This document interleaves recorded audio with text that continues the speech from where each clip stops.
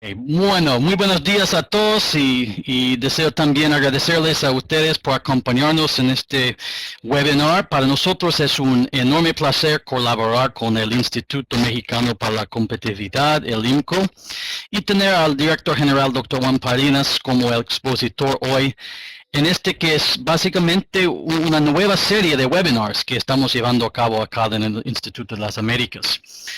Y bueno, al comienzo de la nueva administración, o alrededor de 100 días del presidente Enrique Peña Nieto, nos parece que es un momento oportuno para este tipo de discusiones y abordar los temas más cruciales como es la economía y energía.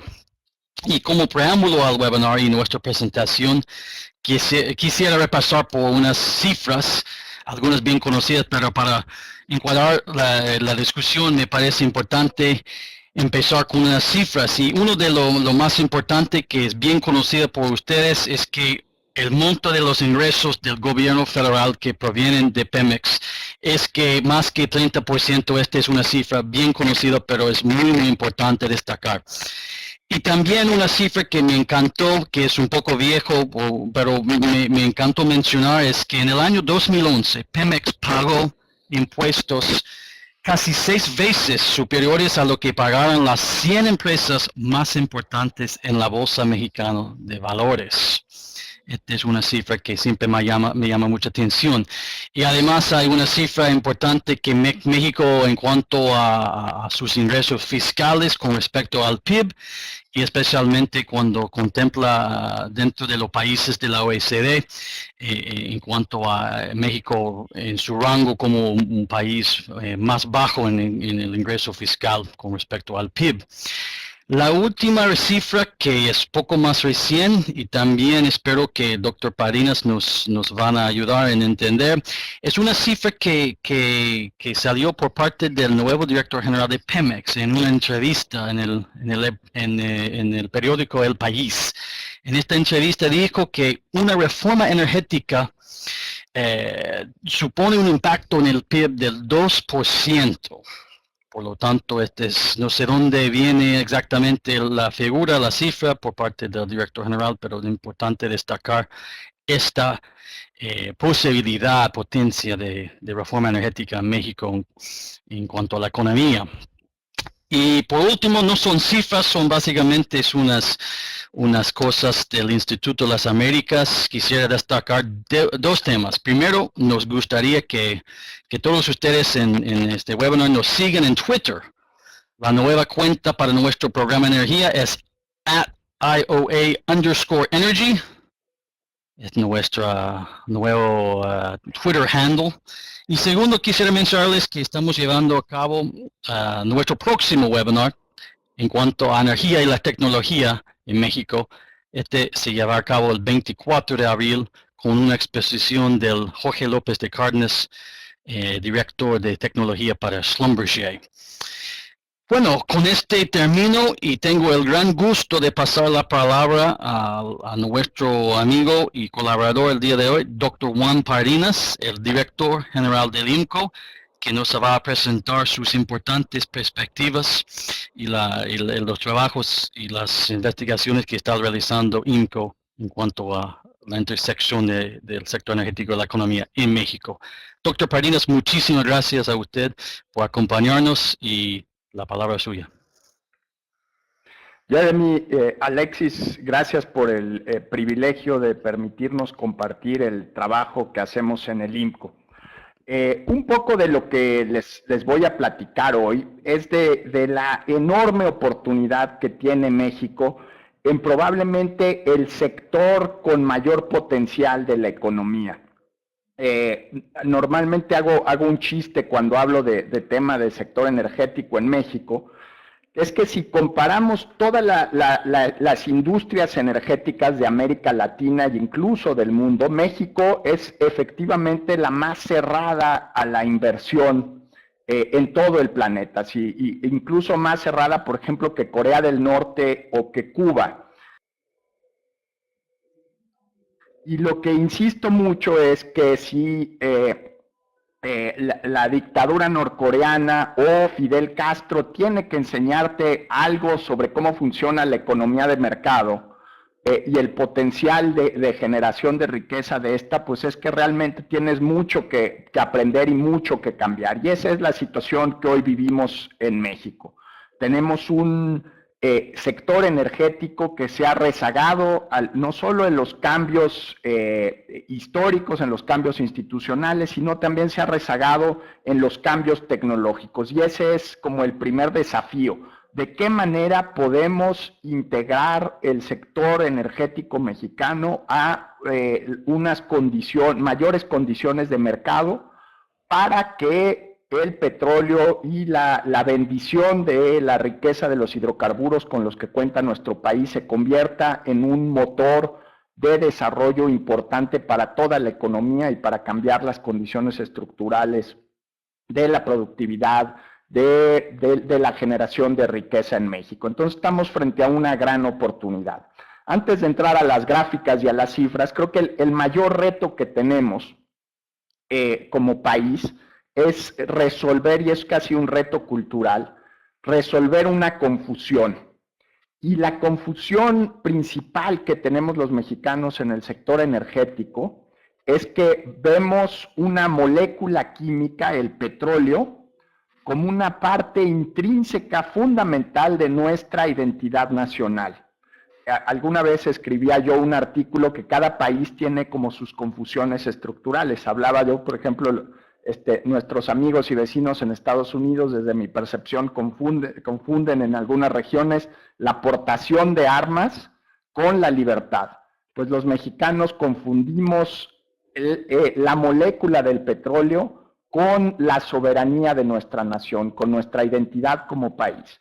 Y la última vez que vi la bandera mexicana, pues no aparecía, aparece un águila comiéndose una serpiente, es una bandera muy hermosa, verde, blanco y rojo, pero no tiene un compuesto químico ahí. Y sin embargo, durante años tenemos, de décadas diría yo, tenemos esta confusión de mezclar la identidad nacional con una molécula. ¿Cómo vamos a lograr romper esta confusión? Es el gran reto que tenemos enfrente, y para lograrlo creo que el primer paso es visualizar la enorme oportunidad que implica para el país y para la economía cambios sustantivos en el sector económico. Aunado a esto, México está viviendo una etapa en que cosas que parecían imposibles se están convirtiendo en realidad. Los primeros 4 meses del gobierno de Enrique Peña Nieto creo que han sido una especie de movimiento telúrico importante para el país, y no solo es mérito del nuevo gobierno. Yo también habría que reconocer la actitud sumamente constructiva tanto de la oposición de izquierda como la oposición de derecha para avanzar cambios económicos importantes. Entonces creo que por primera vez en un buen rato los mexicanos podemos hacer lo que yo llamo en inglés evidence-based dreaming. O sea, sí hay evidencia, sí hay sustento para pensar que podemos cambiar el sector energético del país. Este es probablemente el mayor reto político que puede existir para el gobierno, para el Congreso, para las distintas oposiciones, pero la manera en que se han alineado los astros ante el cambio tecnológico, ante la necesidad de fortalecer este motor económico y el absurdo en el que muchas de nuestras normas que guían el sector productivo en el área de energía están diseñadas, pues creo que puede ser un año muy auspicioso para cambios en el sector hidrocarburo del país. Basándome ya en la presentación, creo que el cambio más importante, espero que pasen las láminas, quería ir a la siguiente lámina y se atoró un poquito. No sé si vean la lámina ya, Alexis, la segunda. No. Gracias. Sí, ya, perfecto. ¿Cuál es tiene como muchos datos y muchos números estas cifras, pero lo que más me interesa es la frase que está abajo de la lámina que dice: de 1980 a la fecha las reservas probadas de petróleo han crecido en 142%. Durante mucho tiempo la gran discusión del sector energético era qué vamos a hacer cuando el petróleo se acabe. Ahora el reto que tenemos, por lo menos es un desafío de mediano plazo, es qué vamos a hacer con la abundancia de hidrocarburos. ¿Cómo va a afectar al mundo el hecho que a través del cambio tecnológico hoy haya mucho mayor fuentes de energía, de hidrocarburos disponibles de lo que existía hace unos años? Pasando a la siguiente lámina, lo que demuestra esta lámina, que espero que ahora aparezca en sus pantallas, es realmente un cambio tecnológico y un cambio geológico. Un cambio de la geografía política del mundo. Lo que estamos viendo, los números que ven en los círculos, es el lugar que tienen esas regiones del mundo, Norteamérica, Europa, Sudamérica, como productores de petróleo y de hidrocarburos convencionales y no convencionales. Entonces, el mundo en la pelotita morada, en la pelotita púrpura, es el mundo que hemos conocido durante la mayor parte del siglo XX, durante principios del siglo XXI, donde el Medio Oriente era el principal productor de hidrocarburos.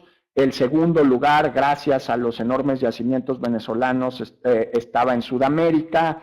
Norteamérica estaba en tercer lugar. Ahora, con el cambio tecnológico, lo que estamos viendo es un movimiento telúrico ahí importante, en el que Norteamérica se vuelve la primera región con hidrocarburos en el mundo. Entonces, ¿qué impacto? Las posibilidades de los impactos políticos y económicos de esto son todavía difíciles de imaginar, pero lo que no podemos tener ninguna duda al respecto es que gracias a este nuevo orden energético mundial, va a haber una serie de disrupciones económicas, políticas en todo el planeta. Y el reto que tenemos desde la perspectiva mexicana es de qué manera esta disrupción, este nuevo orden energético mundial, lo podemos aprovechar para fortalecer nuestra productividad y nuestra fortaleza económica. La siguiente lámina. La era del petróleo fácil está llegando a su límite. El hecho de que estén cayendo los costos ya es difícil. Se requiere tecnologías muy sofisticadas para acceder a estos nuevos yacimientos, pero son tecnologías que ya están ahí. Los recursos tradicionales eran gigantescos y de bajo costo, pero se encuentran en declive a nivel mundial, y un ejemplo contundente que los mexicanos estamos viendo es el yacimiento de Cantarell, que ese yacimiento explicaba en buena medida la bonanza petrolera en México de los últimos lustros, pero esos yacimientos se están acabando. La producción futura vendrá de proyectos geológica y tecnológicamente complicados y más costosos. Los nuevos descubrimientos serán mucho menores a los descubrimientos en el siglo XX. O sea, serán yacimientos más pequeños, pero que van a requerir más inversión, más esfuerzo tecnológico. Y aquí, pues, los que logren tener el technological edge, digamos, la ventaja del know-how en esta nueva era de la exploración de hidrocarburos, pues van a ser los que van a lograr explotar todas las ventajas de esta nueva estructura productiva. Ya entrando específicamente al caso mexicano, las láminas se tardan un poquito en pasar, pero espero que ya aparezca la siguiente lámina, donde se narra cómo ha sido la evolución de la riqueza petrolera en México. Y lo que estamos viendo es que a partir de 2003, 2004, pues México se ha convertido en las circunstancias actuales, con el marco jurídico actual, con el acceso a tecnología actual, pues se ha convertido en una menguante potencia petrolera. Estamos, 5 proyectos explican más del 80% de la producción nacional, pero la producción de petróleo ha caído en más de 800,000 barriles en los últimos 8 años. Entonces, algo tenemos que hacer como país para poder simplemente mantener esta estructura de producción. Y lo que decía Jeremy al principio creo que es un dato fundamental. 30% del gasto público en México proviene de la riqueza petrolera. Así como se dice mucho que Estados Unidos tiene un problema de una economía petrolizada, pues México tiene las finanzas públicas profundamente petrolizadas. Y en cierta medida el petróleo ha sido una especie de opio que nos ha permitido tener finanzas públicas débiles, porque podemos tener un gobierno que no es tan hábil cobrando impuestos, una ciudadanía que tampoco tiene voluntad plena de pagar estos impuestos, partidos políticos que se han beneficiado justamente de no tener una estructura fiscal más sólida, y toda esta serie de distintas comodidades, la comodidad de un gobierno que no cobra impuestos, la comodidad de contribuyentes que no queremos pagar impuestos, la comodidad de partidos políticos que no presentan el tema fiscal como algo urgente, pues ha sido subvencionada con el petróleo. Pero como estamos viendo, pues esta situación no necesariamente va a durar para siempre. Ahora sí tengo un problema técnico pasando a la siguiente lámina. Ya logré pasar. Sin embargo, las cosas no tienen por qué verse tan mal como en la gráfica anterior. México tiene muchas oportunidades, pero difícilmente una sola empresa puede aprovecharlas. Imaginemos la complejidad tecnológica que implica extraer petróleo en aguas profundas, en un tiro de agua que va de la superficie al suelo marino de 2 a 3 kilómetros de profundidad. O sea, la cantidad de esfuerzo, de know-how, de tecnología, de experiencia que se requiere a eso, pues yo creo que es fácilmente comparable con la que tenía la NASA cuando puso al primer hombre en la Luna. Entonces, suponer que una sola empresa petrolera puede hacer un proyecto de semejante complicación, pues creo que va exactamente en contra de toda la práctica global de la industria, que es precisamente estos esfuerzos de asociación. Y lo que estamos haciendo los mexicanos al impedir a Pemex mayor vinculación con otras empresas, mayor vinculación y acceso a nuevas tecnologías, pues es simplemente frenar el desarrollo de nuestra industria petrolera. Lo que estamos viendo en esta lámina son las posibilidades y el potencial que tiene México. Desgraciadamente no es porque no se ve el primer rubro, pero eso es lo que tenemos actualmente probado, el potencial. Después en tierra y el Golfo de México va creciendo, es la segunda línea. En shale gas, en aceites y gas es otro aumento, y esa sería la situación de México si pudiéramos aprovechar los recursos y reservas prospectivos que tenemos actualmente. Otra vez estoy aquí peleándome con la tecla para avanzar, ya avanzó afortunadamente. Las reservas probadas en México se han reducido en 41% desde 2001 al no compensarse el volumen extraído. Lo que estoy viendo es que el color de la lámina no se ve exacto, por lo menos en mi computador. Espero que no sea así con las suyas, pero los distintos tonos de azul que están viendo en esa lámina, el primero son reservas posibles, es el azul más claro. Después vienen las reservas probables, que es el azul intermedio, y el azul más oscuro son las reservas probadas. Aquí tratando de pasar a la lámina siguiente. Ya. Aquí lo que vemos es solo hasta 2011, por primera vez, se logró 100% la restitución de las reservas probadas. Ya no sé si me salté varias láminas, a ver.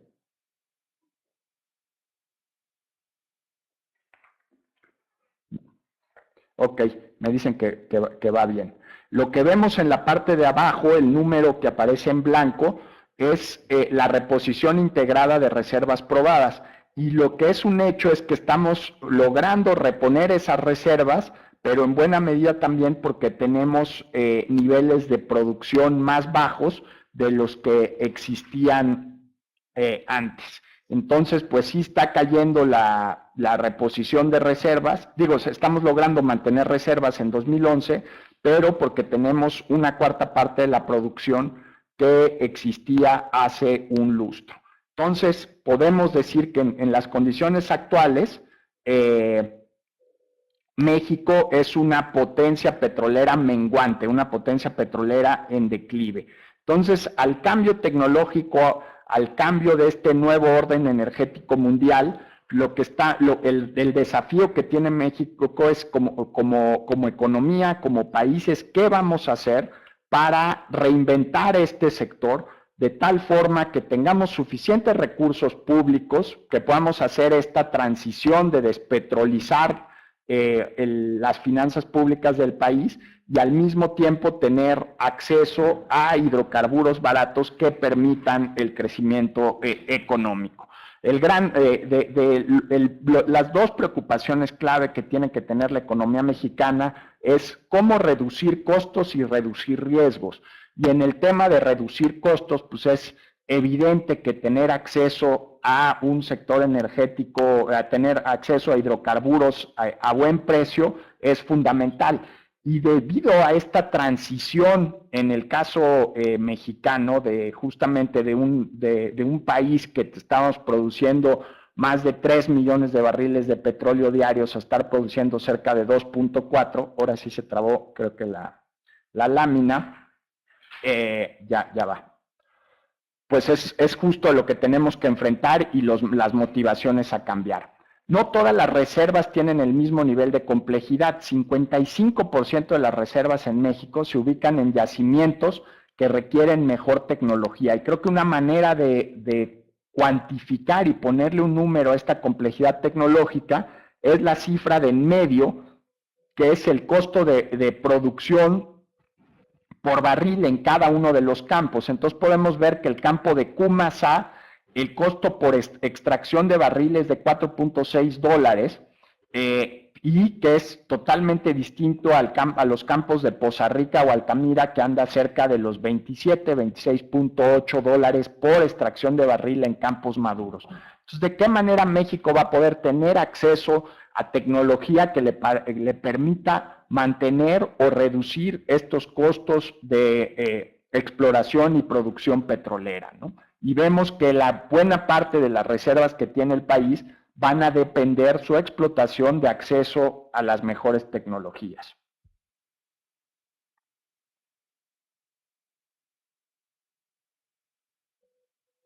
Aquí lo que estamos viendo es el caso de Cantarell. En 8 años la producción de crudo cayó en 25%, principalmente por el tema de Cantarell.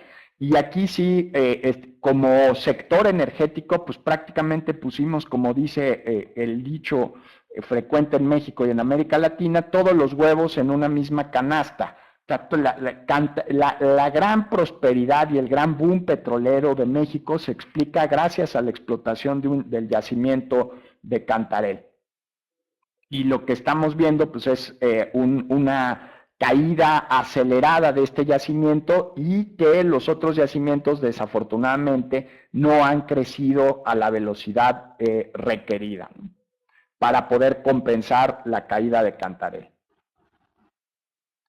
Ahorita estoy ya tratando de avanzar a la siguiente lámina.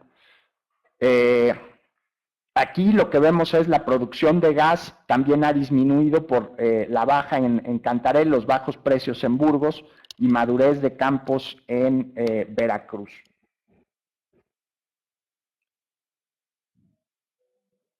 Esta lámina es muy importante, la oferta de gas seco no ha crecido a la par de la demanda.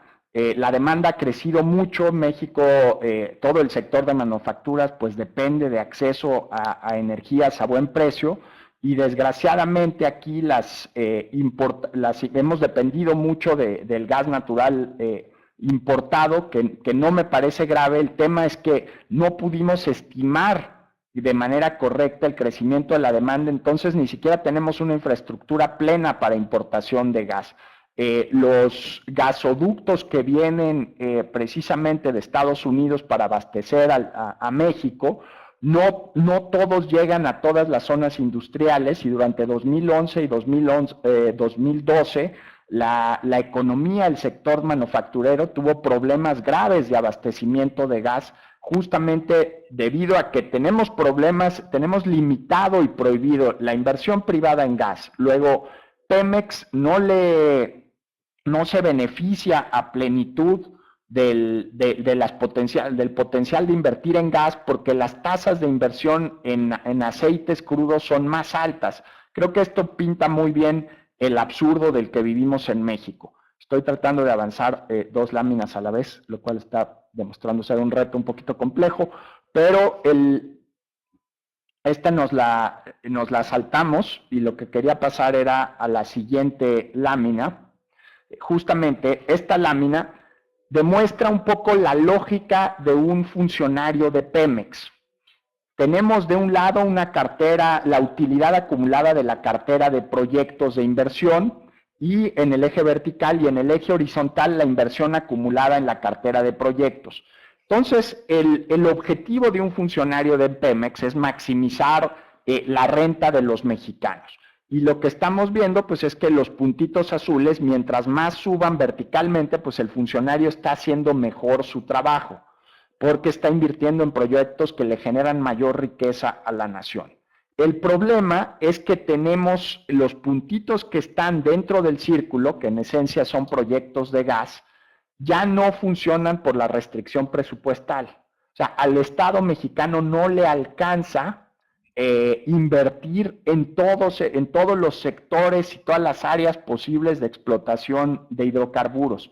Y por otro lado, está prohibido invertir del lado privado. Entonces tenemos aquí un mundo de absurdos, una serie de crímenes contra la lógica en nuestro esquema de sector energético, porque por un lado, los servidores públicos de Pemex no pueden invertir en gas porque las tasas de utilidad no son las mismas que en aceites. Entonces, a ellos les conviene y su misión es invertir en aceites. Y hay restricciones presupuestales porque no se puede invertir en todo. Por el lado privado, hay limitaciones serias para invertir en la explotación de gas, lo cual crea incertidumbre a que privados puedan invertir. Tenemos prohibido ahí generar riqueza. Y para agravar la situación, no invertimos en suficiente infraestructura para poder aprovechar el boom de producción en Estados Unidos y volvernos un cliente a precios a los que se están pagando en Texas y que esos mismos precios, o evidentemente agregándole el costo de transporte vía gasoductos, poder aprovechar la riqueza petrolera de lo que está pasando en Estados Unidos. Ya me acabé mis 20 minutos y voy solo a la mitad de la presentación. Está la presentación disponible, creo que tenemos un problema de colores en el fondo porque no se alcanzan a ver todas las leyendas, pero con muchísimo gusto mi equipo del INCO y yo mismo pues podemos resolverle todas las dudas que tengan al respecto. En 2 meses vamos a presentar nuestro producto más importante, si me permiten, el comercial de 2013, y es nuestro índice de competitividad internacional enfocado al tema de la energía. Y el reto es justamente cómo México se puede integrar mejor al sector energético de Norteamérica, qué tendríamos que cambiar como país, qué tendríamos que cambiar como constitución, como sistema jurídico, justamente para aprovechar esta reforma tecnológica y la nueva estructura de producción global.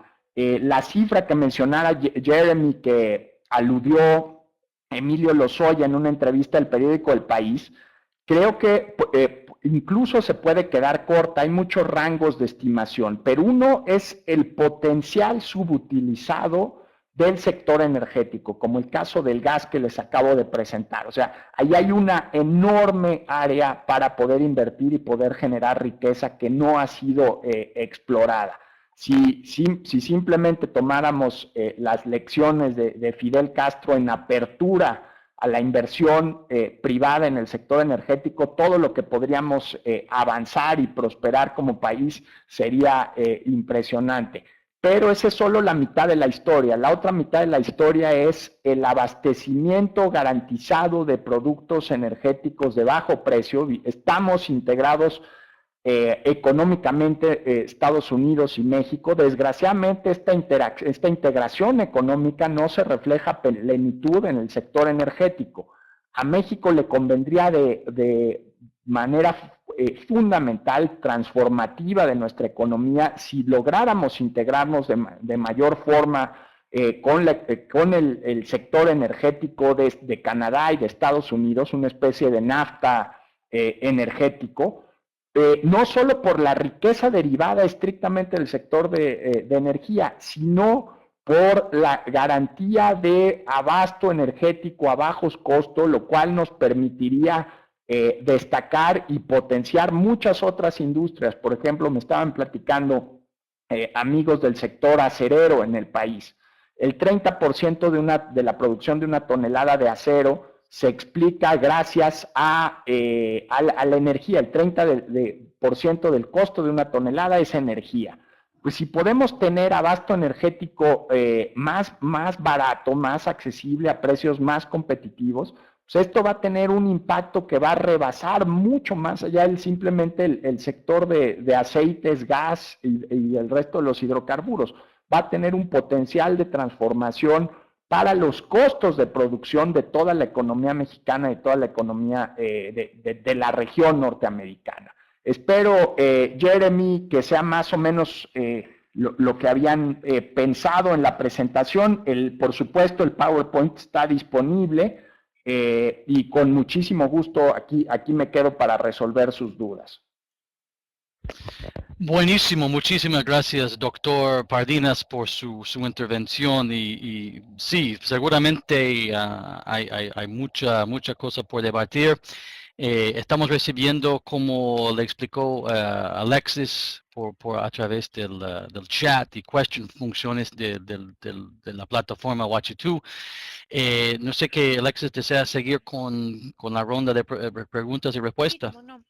Muchas gracias. Quiero, alguna persona, claro que se dieron cuenta de cómo hacer la pregunta, pero alguna persona que vinieron un poquito tarde, nomás quiero revisar cómo hacer preguntas a través de la plataforma. Ven al lado derecho una pestaña que dice chat y ahí pueden comunicarse con nosotros y también poner preguntas, pero preferimos que utilicen la pestaña que dice questions, que son preguntas, y vamos a seleccionar alguna pregunta y ponerla en la pantalla. Si tienen algún problema con eso, pueden mandarlo la pregunta también por correo a alexis@iamericas.org. Tenemos alguna pregunta, pero no sé si me permite hacer una pregunta común para abrir la sesión de preguntas-respuestas. Quería volver a lo que decía sobre la finanza pública, cómo están vinculadas íntimamente al sector energético y sobre todo petrolero. Y quería preguntarle, doctor, ¿cómo debe México despetrolizar la finanza pública? ¿Cuáles son los pasos concretos y factibles a corto y mediano plazo para lograr eso? Bueno, creo que el primer reto, y suena paradójico, es transformar a Pemex en una empresa. Ahorita, como está estructurado dentro de las normas y los presupuestos en México, es un organismo descentralizado. Entonces, ¿qué implica convertir a Pemex en una empresa? Pues, por ejemplo, diferenciar, determinar si los pasivos de pensiones de Pemex son problema del Estado mexicano o son de la empresa. O sea, creo que el primer tema, y es fundamental, y lo ha reiterado mucho el presidente Peña Nieto, es Pemex no se privatiza. En eso hay un consenso generalizado de todos los mexicanos. O sea, ningún activo en propiedad del Estado va a pasar a manos privadas. Sin embargo, yo creo que el esquema es de cómo modernizas a Pemex a través de la competencia. Para que pueda competir, tiene primero que ser viable como empresa en un mercado en el que hay otros jugadores compitiendo por prestarle a los mexicanos el servicio de extraer el petróleo. Para que Pemex se convierta en una empresa, hay que restarle la carga fiscal y modernizarla de muchas áreas. Ya no pudimos entrar a la lámina directo. Pero, por ejemplo, en el sector de refinación, México pierde al año, no tengo aquí exactamente la lámina, pero son más de 10 billones de dólares en términos anglosajones de dólares, 10,000 millones de dólares en refinación, eso es lo que pierde el país. O sea, si México decidiera mañana dejar de producir, de que Pemex dejara de producir energía, abrir el sector y que fueran privados los que se encargaran de esto, tendría el Estado mexicano 10,000 millones de pesos adicionales. Entonces, ahí el tema un poco, volviendo a tu pregunta, Alexis, es que sí está totalmente enredado el tema de la reforma fiscal con la reforma petrolera, porque si quieres fortalecer a Pemex, lo tienes que permitir que pueda invertir más y que funcione como empresa. Para que funcione como empresa le tienes que quitar el fardo de la dependencia del fisco mexicano en los ingresos petroleros. Evidentemente esto no va a poder suceder de un año a otro, pues estamos hablando del 30%, y esto es 30% como promedio de los recursos del Estado mexicano. Entonces, lo que se dice en el país es que tenemos que pensar las dos reformas en paralelo, fortalecer al fisco para que Pemex se independice un poco del erario mexicano, a través de esa independencia pueda invertir y se pueda modernizar. Entonces, efectivamente, la reforma fiscal y la reforma energética son dos caras del mismo reto y del mismo desafío, ¿no? Muchas gracias. Vamos a pasar a las preguntas del público. Esa es la primera. Gracias. ¿Está el INCO haciendo algún ejercicio acerca del sector eléctrico y su competitividad? Sí, sí lo tenemos y es de esas enormes frustraciones que a veces se viven a las personas que nos dedicamos a discusiones de política pública en México, porque es un estudio que ya lleva pues por lo menos 2 años en el archivo y no se han dado las condiciones plenas. Lo que nosotros creemos y el problema central del monopolio de energía, tenemos ahorita en México Comisión Federal de Electricidad, que es una empresa verticalmente integrada y es el único proveedor de generación de electricidad comercial. Tenemos un esquema bastante absurdo para proteger una empresa pública ineficiente, Comisión Federal de Electricidad, en que un privado puede generar electricidad sí, solo sí, la usa para consumo propio o se asocia con una serie de consumidores y entonces genera electricidad, pero solo se la puede vender a Comisión Federal de Electricidad. No hay un mercado privado de electricidad. El ejemplo que uso para poderlo explicar a un público poco expuesto a los temas de energía es como si produces maíz, pero solo pudieras o te comes el maíz o se lo vendes a tus vecinos. No hay otra manera de comercial, no habría otra, si aplicáramos la lógica de la electricidad al maíz, no habría otra manera de utilizar el maíz en México. Te lo comes o se lo vendes al vecino. Entonces, lo que tenemos es que generar mayor competencia en la generación de electricidad en el país. ¿Y cómo se lograría esto? Y justamente es el estudio que tenemos en INCO archivado ya desde hace 2 años y lo hemos estado, insiste y insiste, pero no nos hacen caso.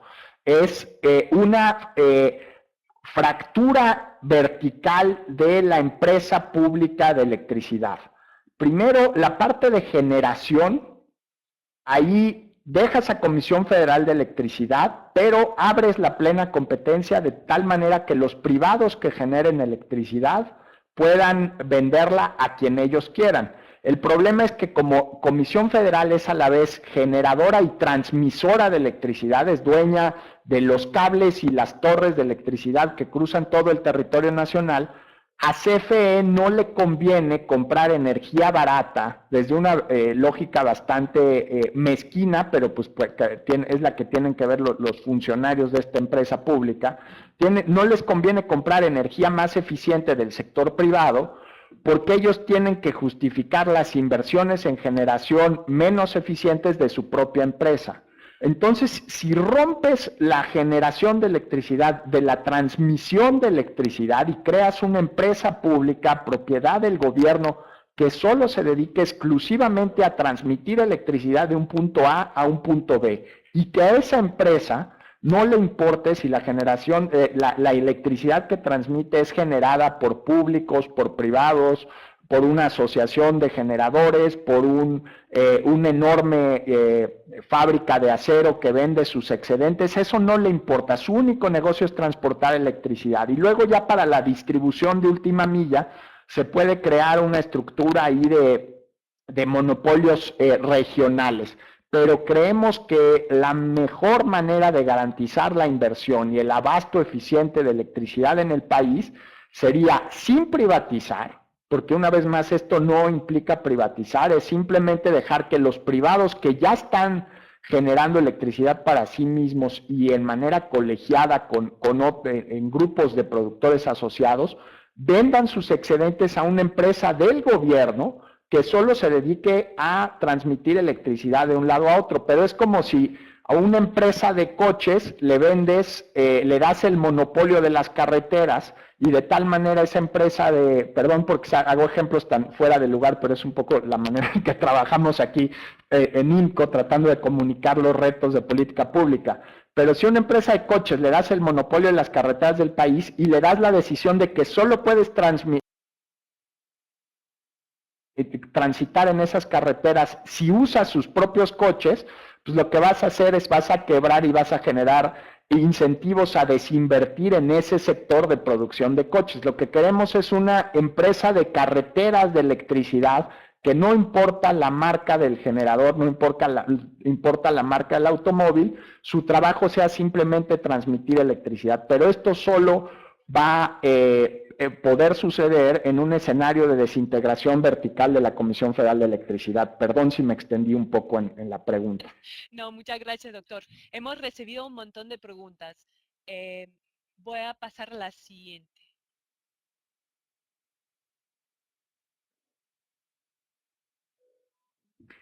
¿Ha habido un cambio en cuanto a la política del gobierno con respecto al shale oil gas? No, el problema es que para que esto suceda, se han empezado a explorar, me parece que son 3 campos, pero es realmente, hay una foto que lo dice todo, la tenemos que integrar a esta presentación del INCO, es para el Golfo de México, pero también refleja el problema del shale gas.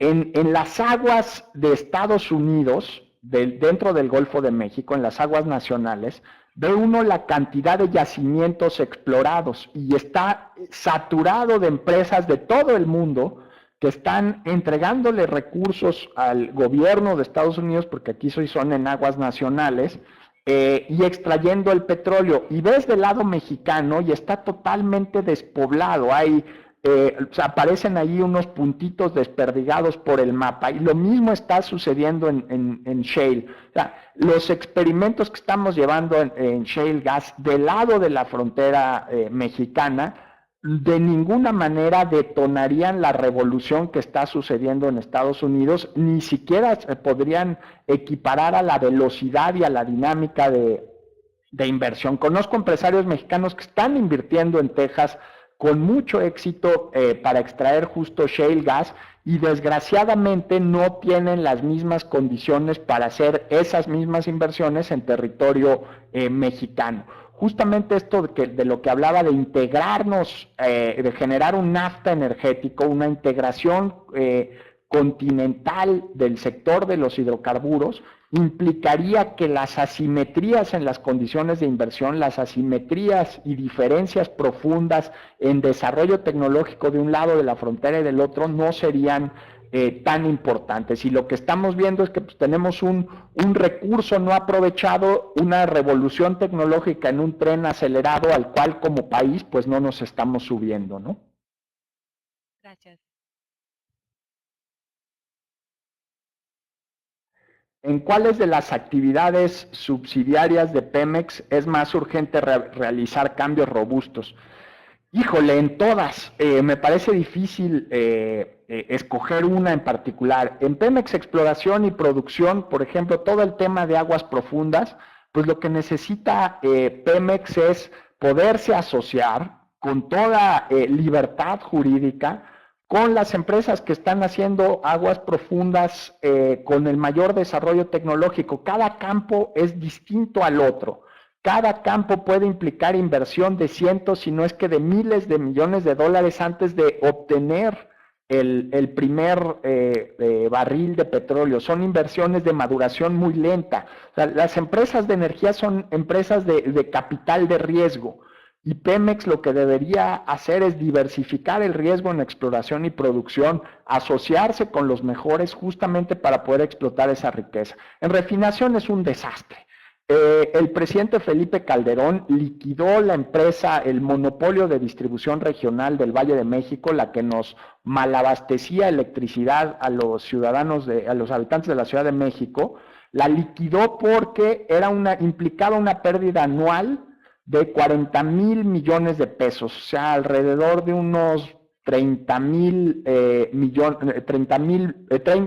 billones de dólares al año de pérdidas de la empresa de distribución de electricidad. Pues en refinación estamos perdiendo 2 y 3 veces más al año. Somos el país que más subsidiamos de la OSD la gasolina. Refinación es un desastre por donde le veas como país. Además es de toda la cadena y de todos los eslabones del sector energético, es el que tiene los niveles más bajos de rentabilidad. Los invito a que vean el caso de una refinería en Brasil. Ahorita aquí en INCO me van a conseguir el nombre, pero es la peor inversión en la historia de la industria de hidrocarburos en el planeta. Es una refinería que empezó a construir Petrobras con un presupuesto esperado de 4,000 millones de dólares y un tiempo de maduración de esa inversión, o sea que ya iban a estar refinando en 5 años. Petrobras ya va cerca de los 18,000 millones de dólares y me parece que van 8 o 9 años para poder terminar esta refinería. Sin llegar a esos niveles de magnitud, en México tenemos muchos casos fracasados de mala inversión en refinación, poco retorno de utilidades y de hecho, como dice en la presentación, importamos el 50% de la gasolina de Estados Unidos y esa gasolina que importamos es la gasolina menos costosa debido a que la importamos de refinerías mucho más eficientes de las que tenemos en México. En refinación se necesita una revolución y en gas es el tema de que está prohibido invertir. Los privados no pueden invertir por restricciones jurídicas y Pemex no puede invertir porque el retorno en inversión de los proyectos de gas es menor que el de los proyectos de aceite, entonces un funcionario público estaría también violando su mandato de maximizar la renta de hidrocarburos del país si con el pool de inversión disponible lo dedica a gas y no a aceite. Entonces, creo que el reto es en todas las cadenas y en todas las áreas del sector. Cada una de estas áreas está gobernada, como le decía, por principios que contradicen la lógica de generación de riqueza, ya no digamos desde el punto de vista de una empresa pública o de una empresa privada, desde la lógica, desde el punto de vista de la naturaleza humana. No está alineado el sector energético mexicano para generar prosperidad y eso es lo que hay que cambiar sin escoger un sector en particular. Muchas gracias. Seguimos ya, si quieren la siguiente pregunta. Sí. ¿Qué tanto las renovables pueden aliviar en algunos dilemas el sector de hidrocarburos en términos de finanzas públicas? Bueno, creo que el gran reto que van a tener las renovables es justamente el enorme abastecimiento de hidrocarburos a bajo costo, dada la revolución tecnológica del shale gas. Va a ser, si no cambiamos los incentivos fiscales de tal manera de aumentar un impuesto al carbón, una cosa por el estilo, la competitividad en precio de generación de renovables sí ha perdido mucho margen en años recientes debido a este boom de hidrocarburos. Evidentemente no hay que dejar de explorarlos, pero como que la revolución tecnológica del shale rebasó por la derecha la revolución tecnológica de los renovables, y la disminución de costos de las dos fuentes de energía no fue paralela y habrá que ver la manera de inyectarle fuerza a la investigación en renovables de tal manera que vuelvas a ser relativamente competitivos en materia de precio en el escenario no de un petróleo que se nos está agotando, sino de una sobreabundancia inédita de los recursos de hidrocarburos, ¿no? Muchas gracias. Pasamos a La la próxima. siguiente.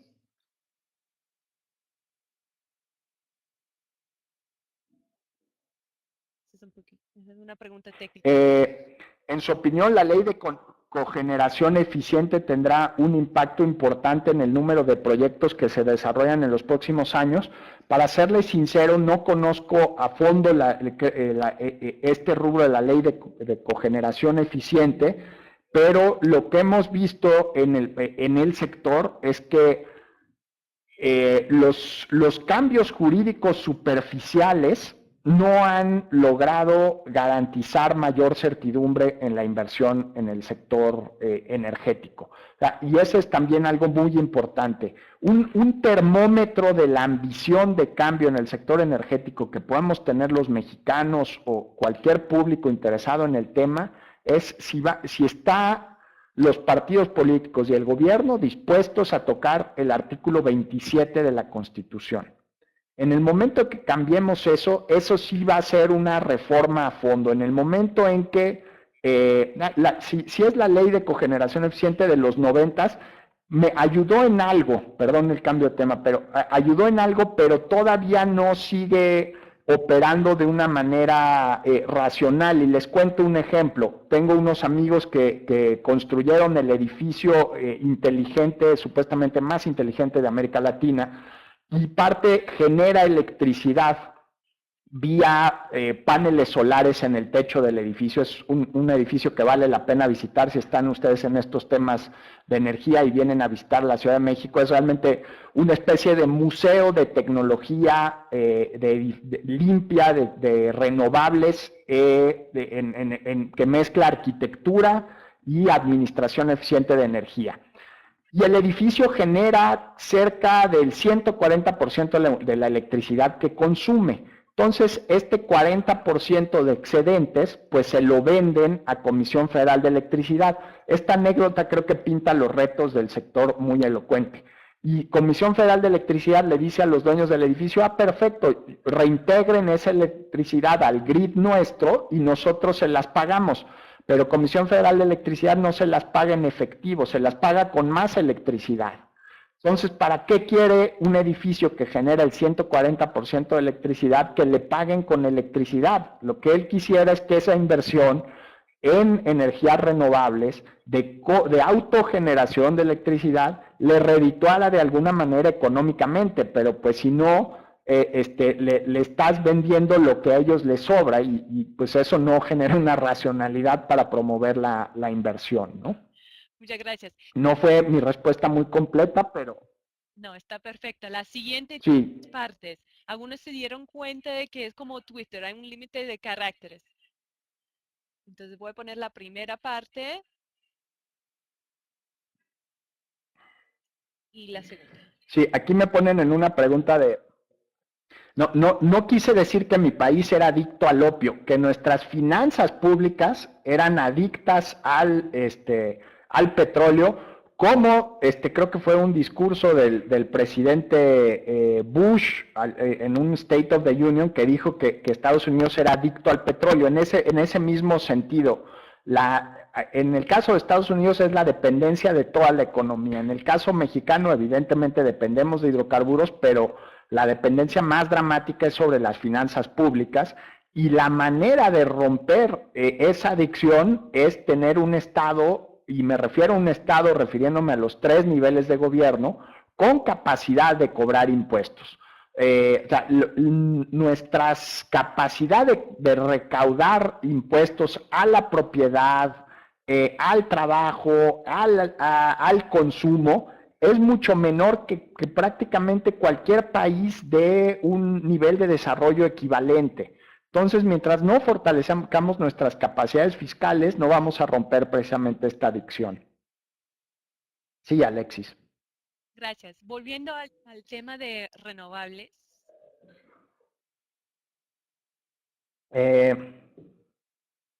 ¿Cómo vamos a lograr nuestra Tal meta vez una legal de pregunta para el incorporación de doctor. 35% de energías limpias para el 2024? Pues no lo vamos a lograr si no hay políticas públicas alineadas para impulsar eso, porque, bueno, probablemente ahí con el uso de gas, esto ya puede reducir emisiones, pero si lo que queremos son energías limpias derivadas de renovables, sí necesitamos forzosamente más presencia de políticas públicas que desincentiven el uso de hidrocarburos, pero las señales de precio que están derivando de mayor abundancia y mayor acceso a nuevas tecnologías para exploración y producción, pues van en sentido contrario, ¿no? Y cumplir esta meta, sin duda, se ha vuelto un reto mayor en el contexto y con la evidencia estadística de producción de energéticos que hemos visto especialmente en Estados Unidos durante los últimos 18 meses.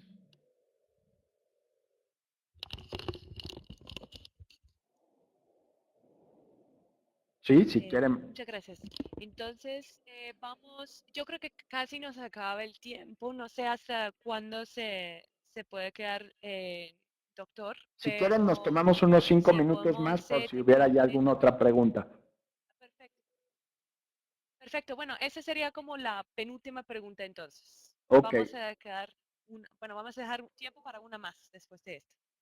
¿Considera que se requerían esquemas de supervisión de las nuevas compañías que pudieran participar en el sector petrolero? Creo que esta pregunta es clave. Por supuesto que sí.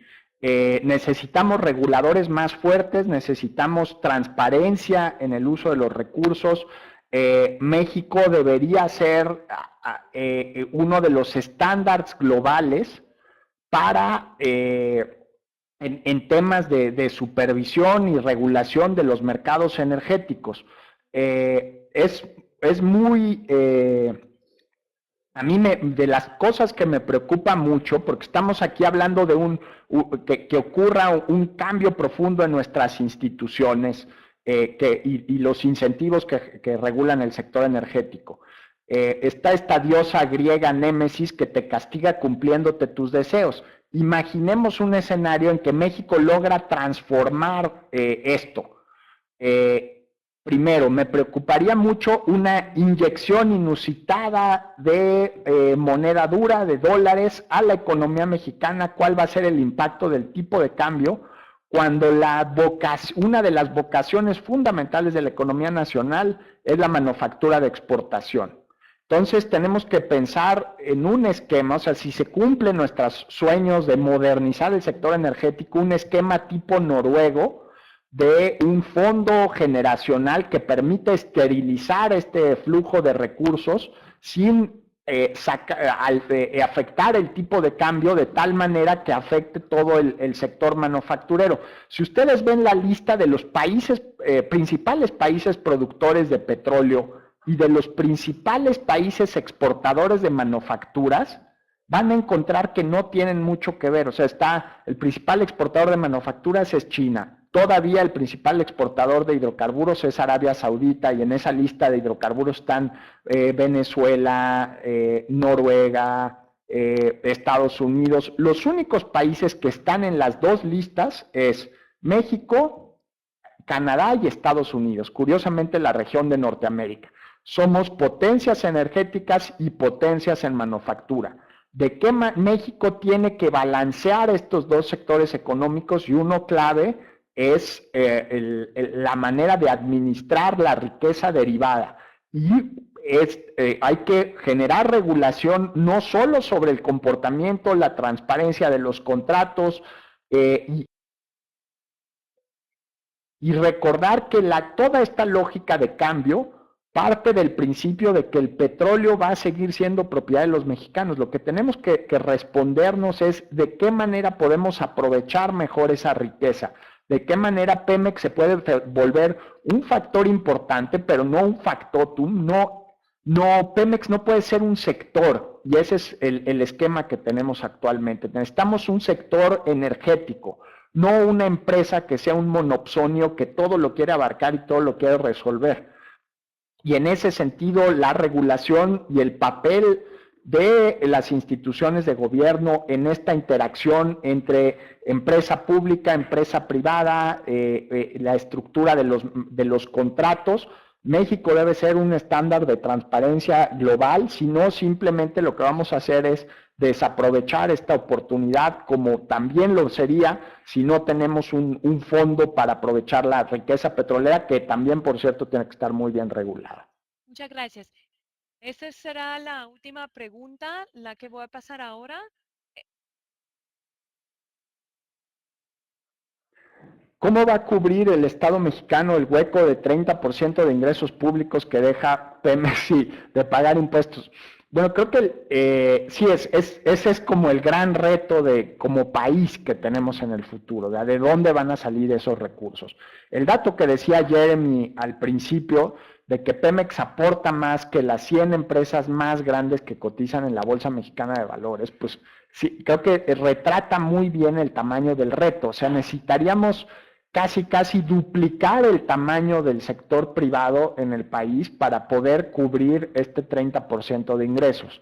Yo creo que no se va a poder lograr sin impuestos al consumo, porque tampoco podemos cobrar tasas de impuesto tipo Escandinavia. Eh, Tendríamos que tener también un Estado más eficiente, o sea, ¿cuál es la vocación del Estado mexicano? ¿Qué es lo que queremos específicamente que haga? Ha habido un desaprovechamiento enorme de años de abundancia hemos producido menos petróleo, perdón, como decían las láminas, ha caído 25%, pero esto se ha compensado de manera muy generosa por los altos precios del petróleo. No hemos sentido ese shock como economía y como país, y desgraciadamente a nivel de estados y municipios se han incrementado las tendencias de gasto. Yo lo que digo es que nuestras autoridades en México no leyeron la Biblia, porque los años de vacas gordas se acabaron y llegaron los años de vacas flacas. Entonces, estos épocas de bonanza se acaban, y lo que vimos fue un comportamiento inercial del gasto, como si la bonanza de los altos precios petroleros nos fuera a durar para siempre. Ojalá sí lo sea, pero va a ser difícil con esta abundancia de abastecimiento. Entonces, pues sí va a ser un esfuerzo de todos los sectores del país justamente para compensar este agujero del 30%, pero tiene que venir desde el Estado, primero un esfuerzo para gastar mejor y luego comunicarle a la sociedad la urgencia de aceptar este cambio, luego probablemente también enfrentar algunos años de déficit público, de déficit fiscal, en lo que el sector energético toma fuerza, empieza a generar la riqueza, y a través de esa generación de riqueza compensar la caída de los ingresos fiscales. Digamos, es un proceso de transición de toda la economía mexicana, no solo de la economía del sector público. No se puede hacer de un año a otro, creo que no se puede hacer con dogmas económicos. Creo que, pues de repente, sí, yo estoy convencido de las virtudes de una economía estable, de finanzas públicas sanas, pero no podemos esperar que esto suceda de un día para otro sin tener cambios en todos los sectores de la economía. Pero este es como el gran reto que tenemos desde la perspectiva de las finanzas públicas del país, ¿no? ¿De dónde vamos a tapar ese agujero del 30%? Pues muchas gracias. Lamentablemente ya se acabó el tiempo. Estamos a las 11, bueno, ya un poquito más de las 11 acá en La Joya, pero quería agradecer de nuevo al doctor Pardina, Simcomex y toda la gente de su oficina que nos ayudó en hacer posible este webinar. Y quiero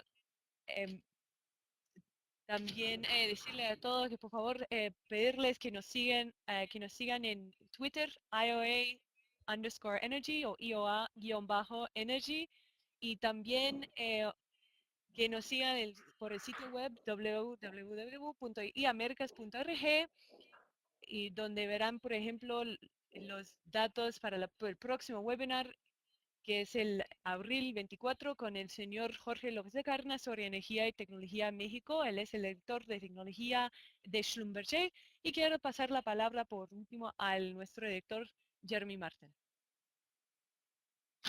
Nada más para decir a todos, gracias a ustedes por acompañarnos. Muchísimas gracias, doctor Pardinas, por su muy buen, claro diagnóstico y esperamos que podemos todos alcanzar este gran reto que enfrenta México y el sector energético. Muchísimas gracias, doctor, y a su equipo y, por supuesto, a Alexis por moderar una moderadora tan buena. Muchísimas gracias a todos. Muy buenos días. Muchas gracias.